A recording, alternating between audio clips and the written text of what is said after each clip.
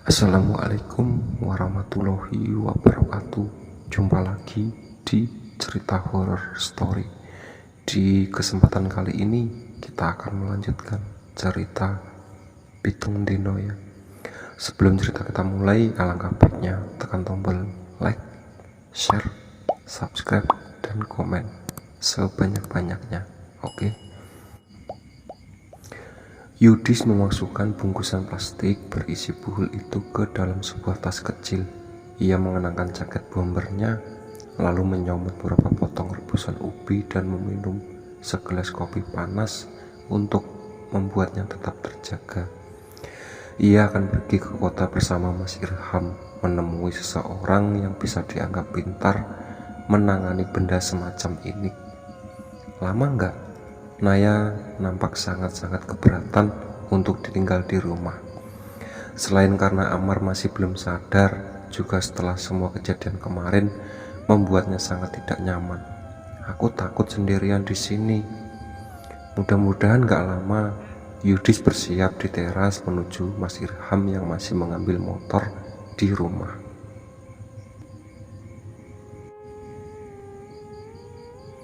Aku ngerasanya kalau benda ini nggak diberesin, semuanya nggak bakal selesai. Ya soal ibu, ya soal Amar. Terus kalau ternyata sampai malam, aku gimana? Nanti biar aku temenin Mbak Roso menawarkan diri. Ia ikut menunggu di teras bersama Yudis. Di hari Minggu memang ia biasanya tidak pergi ke kebun. Nanti kalau udah agak sore, aku jaga di rumah sampai Mas Yudis balik. Yudis tersenyum. Ia mendekap Roso yang sudah banyak membantunya selama ini. Sahabat sedari kecil yang sudah dianggapnya lebih dari saudara. Untungnya aku punya orang sampean, Ros. Lah, kalau bukan aku, siapa lagi yang bantu sampean? Roso ikut tersenyum. Yang penting ibu bisa tenang, sama Amar bisa sehat lagi.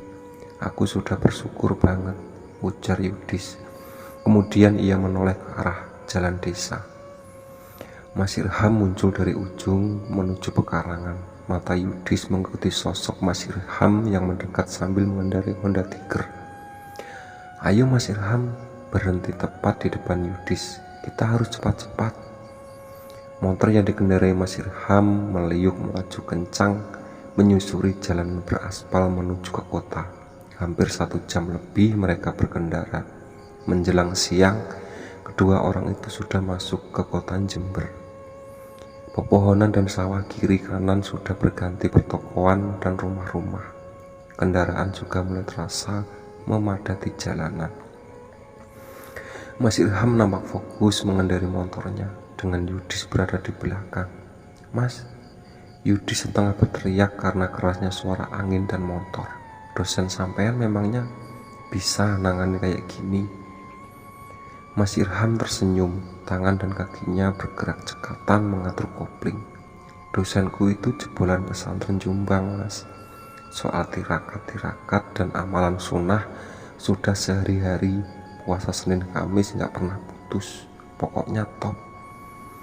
Dia memang punya linwih, Mas, punya kelebihan mengenai hal-hal gaib. Yudis mengangguk mantap. Namanya siapa? Pak Rokib. Pak Rokib, ujarnya sambil melambatkan kecepatan motor. Mereka tiba di gerbang masuk sebuah perumahan kecil di belakang kampus IAN Jember. Motor berjalan perlahan melewati jalan utama perumahan, lalu menuju sebuah rumah yang berada di ujung jalan. Sebuah rumah sederhana dengan sebuah pohon rindang di halamannya. Itu rumahnya, ujar Mas Irham ketika mendekati rumah tersebut. Ia melambatkan laju motornya dan berhenti di depan rumah. Ia dan Yudis berjalan mendekati pagar. Alhamdulillah, orangnya ada. Ada 2 orang yang tengah duduk di teras sambil berbincang. Mereka sibuk membahas sesuatu dengan berlembar-lembar kertas di atas meja. Mas Irham mengucap salam. Kedua orang yang duduk di teras itu menoleh dan membalas salamnya. Yudis menatap seorang yang tengah memegang bendelan kertas. Orang itu memakai baju takwa dengan lengan pendek berwarna putih dengan celana kain di atas mata kaki. Jenggotnya tipis dan ada tanda kehitaman di dahinya. Wajahnya juga terlihat cerah. Yudis akan bisa merasakan kebijaksanaan, keserdanaan, dan tingginya ilmu orang tersebut. Yudis berjalan mendekati orang itu. Ia segera meraih dan mencium tangannya. "Pak Rocky," ujarnya singkat. Mas Irham yang masih berdiri di depan pintu pagar berdehem berapa kali. "Mas Yud?" "Iya, Pak Rohit yang itu, Mas." Mas Irham menunjuk orang yang duduk di kursi lain. Yudis menatap orang berbaju takwa yang barusan ia cium tangannya. "Saya ini mahasiswanya, Mas, lagi verisian," ujarnya sambil tersenyum lebar. Yudis mengangguk dengan senyum lebar karena salah tingkah. Ia beranjak dan menyelami Pak Rohit yang sebenarnya. Pak Rohit terkekeh melihat Yudis. Pak Rohit kira-kira berusia pertengahan 4 tahunan, 40 tahunan. Ia merupakan orang berambut cepak dengan perawakan kecil namun gagah. Ia nampak santai mengenakan celana jeans pudar dan kaos bergambar band power metal. Di tangannya melingkar sebuah jam gesok besar. Sebatang rokok terselip di mulutnya. Penampilan Pak Rohit lebih mirip seorang vokalis band metal ketimbang dosen, apalagi ahli ibadah. "Pak Rohit, ini Mas Yudis yang saya ceritakan tadi." Mas Irham menyelami dan menciumi tangan Pak Rohit. Pak Rohit menoleh ke arah mahasiswanya dan menjelaskan bahwa ia kedatangan tamu yang lebih urget. Dengan penuh pengertian, si mahasiswa mengangguk. Ia merapikan bawaannya dan meninggalkan tempat itu. Begitu mahasiswanya telah menghilang dari pandangan, Pak Rohit langsung bertanya kepada Mas Irham, "Kalian mau apa kesini?" "Oh ini." Yudis mengeluarkan kantong plastik dari tas dan membukanya di hadapan Pak Rohit. Makanya hawa sekitar sini rasanya jadi berat sekali." Pak Rohit mengembus asap rokok ke benda itu. Ia mengajak Yudis dan Mas Irham masuk. Mereka bertiga duduk di ruang tamu. Istri Pak Rohit menyajikan air putih dan cemilan kering. Di dalam, Yudis menceritakan semuanya mengenai kematian ibunya yang tak wajar, mengenai penampakan dan gangguan yang dialami, juga mengenai Amat. Lalu ia menceritakan tentang benda yang ia temukan terpendam di bawah pohon rambutan. Pak Rohit hanya mengangguk-angguk. Ia nampak mendengarkan setiap kata Yudis dengan seksama.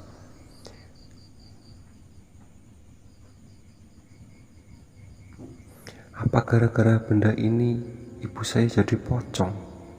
Yudis memberikan rentetan pertanyaan. "Anak saya juga.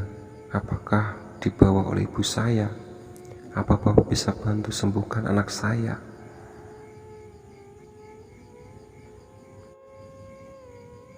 Pak Rohit memajukan tangannya, tidak sampai menyentuh buhul itu.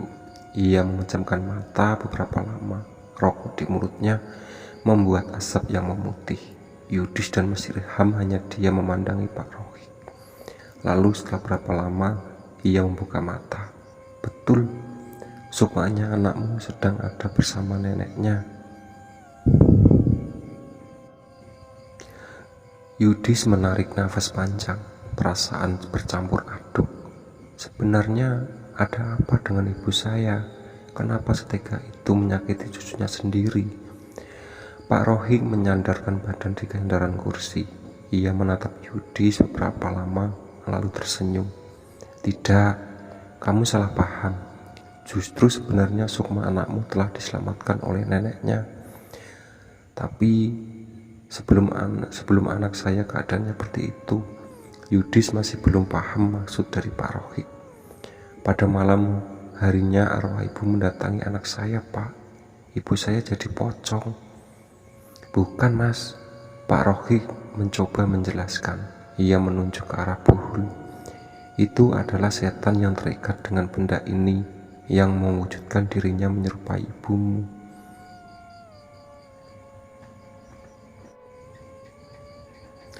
Benda itu buhul sihir, Mas. Pak Rocky memegang boneka pocong itu. Ada satu setan perempuan yang dikirim seseorang dengan benda ini sebagai perantaranya, media pengikat perjanjian antara si pengirim dan setan itu.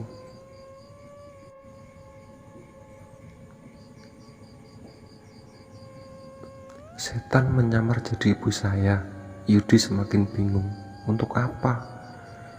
Untuk membuatmu lemah. Maksudnya, itulah liciknya tipu daya setan terhadap manusia. Pak Rocky menuju ke arah cemilan dan air putih, mengisyaratkan kepada Yudis dan Mas Irham kalau dia datang dalam wujud ibumu, pasti akhirnya membuatmu banyak pikiran, kan? Karena saat ia menyerupai ibumu sebagai pocong seperti itu, perasaanmu sebagai anaknya pasti sedih banget, membuatmu mempertanyakan kenapa ibu jadi begitu, atau bahkan mempertanyakan kehendak Gusti Allah. Tujuannya adalah membuatmu stres, melemahkan mental, membuatmu merasa putus asa dari rahmatnya. Kondisi saat manusia sedang sangat lemah, terutama pikiran, memudahkan mereka melakukan tujuannya. Yudis mengangguk. Ia sendiri menyadari bahwa memang banyak pertanyaan semacam itu terbesit dalam pikirannya, dan ia mengakui bahwa beberapa hari terakhir ini sangat membuatnya lelah. Lalu kondisi anak saya bagaimana? Bukankah Bapak bilang dia dibawa neneknya? Setan perempuan itu yang menyeret sukma anakmu ke alam sana. Pak Rocky mengisap rokok dalam. Untungnya kalian mengadakan bacaan doa ruqyah kemarin. Berkat bacaan doa kemarin, setan perempuan itu melemah. Ibumu bisa merebut kembali anakmu dari tangan setan itu. Saat ini dia bersama dengan neneknya. Yudis menoleh ke arah Mas Irham dan mengucap terima kasih. Lalu, apakah gangguan-gangguan ini akan berhenti, Pak? Mas Irham bertanya. Sebab desa kami serasa agak gimana gitu karena masalah ini. Semua permasalahan tentang gangguan itu dan tentang sukmanya anakmu Mas Yudis, raut wajah Pak Rocky berubah serius. Bisa selesai kalau buhul ini dibereskan. Lalu benda ini harus diapakan? Yudis nampak bersemangat. Akhirnya ia menemui sebuah titik cerah tentang semua kejadian yang dialaminya setelah berhari-hari yang suram ini.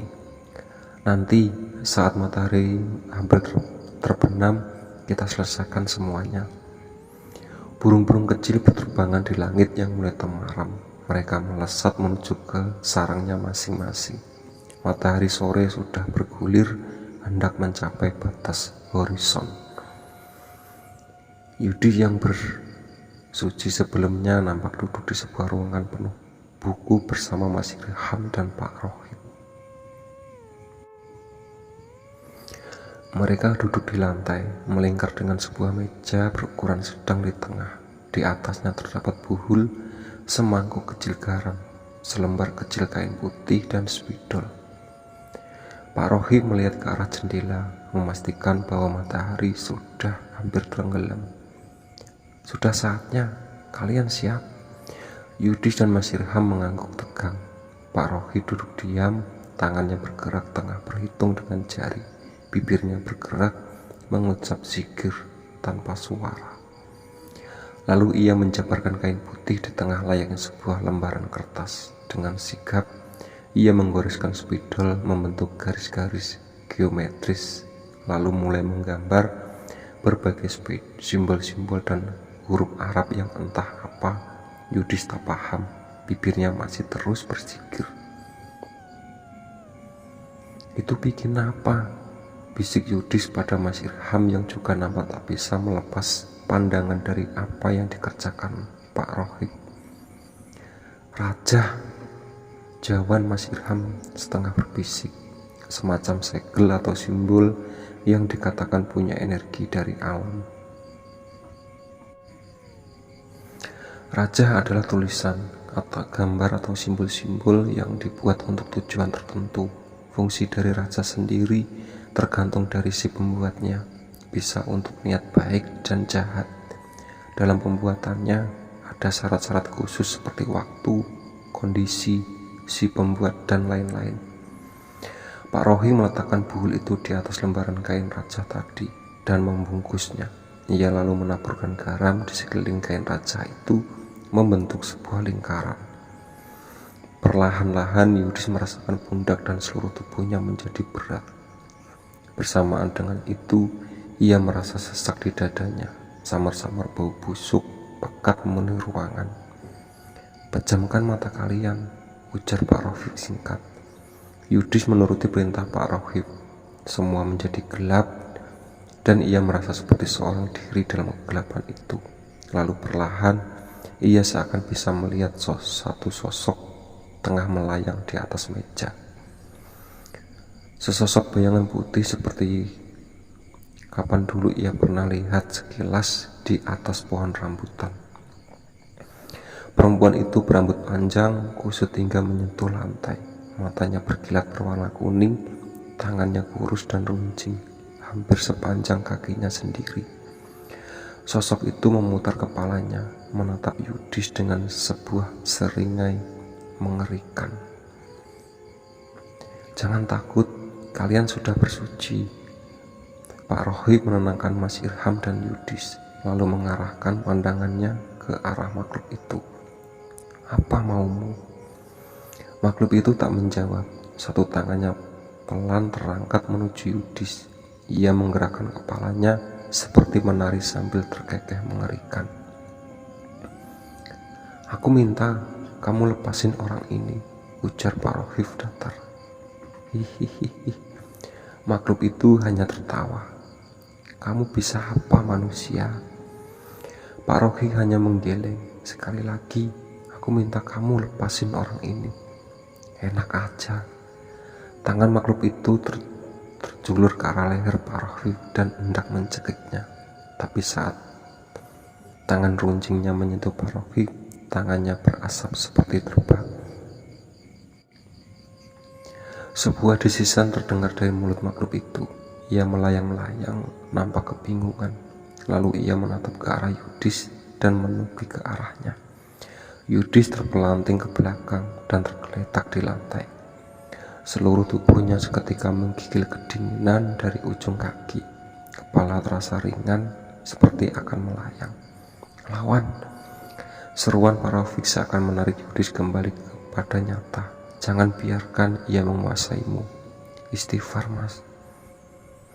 Sumpah serapah keluar dari mulut Yudis. Tanpa terkendali, ia menatap Mas Irham dan Pak Rohib dengan mata memerah. "Pegangi." Pak Rohib menginstruksikan Mas Irham sambil menggeleng kepala. Kurang ibadah anak ini.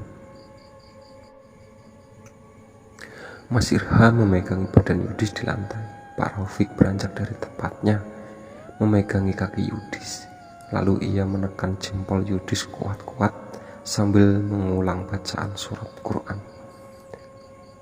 "Wong tuwek," Yudis berteriak ke arah Pak Rohib. "Keluar kamu." Pak Rohib kembali berteriak. "Kamu tidak akan bisa." Yudis terkekeh. Sebentar lagi orang ini akan. Tiba-tiba saja tubuh Yudis menggeliat saat satu tangan Pak Rohib menggenggam gulungan kain berisi buhul itu. "Ngalio, kowe makhluk ciloko." Pak Rohib menggenggam benda itu dengan erat. Ia menatap Yudis, tak ada gentar sedikit pun di dirinya. "Kowe orang duwe kuwasa marang kawula, geni ora iso ngobong bumi, ngaliyo ning asmane Kanjeng Nabi lan Gusti Allah." Makhluk di dalam Yudis itu berteriak keras, membuat tubuh Yudis kelencutan hebat. Beberapa lama kemudian suasana menjadi tenang kembali, tak terasa lagi berat dan sesak. Bau busuk pun perlahan menghilang. Yudis membuka matanya memandangi dua orang di depannya. Pak Rohib menyodorkan tangannya menunjukkan benda yang berada di dalamnya. Yudis melihat bungkusan kain raja berisi buhul itu seperti hangus terbakar, padahal tak ada api sama sekali. Pak Rohi membunuh makhluk itu tadi, Pak. Mas Irham nampak sedikit lega. Makhluk itu menghilang dari hadapannya. Pak Rohi menggeleng. Aku hanya mengusirnya. Aku tidak bisa punya hak untuk membunuh yang seperti itu, sebab ia tetaplah ciptaan Gusti Allah. Tapi apakah semua sudah selesai? Dia tidak akan mengganggu kami lagi. Lalu anak saya, Yudis, masih tergagap. Ia ingin memastikan bahwa semua sudah kembali sedia kala. Buhulmu sudah rusak. Insya Allah dia tidak akan mengganggu kalian lagi. Pak Rohi mengangguk. Untuk anakmu, lebih kau pulang sekarang. Lihatlah sendiri keadaannya. Yudis dan Mas Irham berpandangan dengan sebuah senyum lebar. Pergilah kamu makhluk celaka. Pak Rohib menggenggam benda itu dengan erat. Ia menatap Yudis, tak ada gentar sedikit pun di dirinya. Kamu tahu punya rasa kuasa terhadap manusia. Api tak bisa membakar tanah. Pergilah atas nama Kanjeng Nabi dan Gusti Allah. Oke, itu tadi cerita dari Pitung Dino ya. Ditunggu part selanjutnya. Sebelum cerita kita tutup, alangkah baiknya tekan tombol subscribe dan jangan lupa aktifkan loncengnya agar kalian yang pertama mendapatkan notifikasi saat saya upload video terbaru. Oke.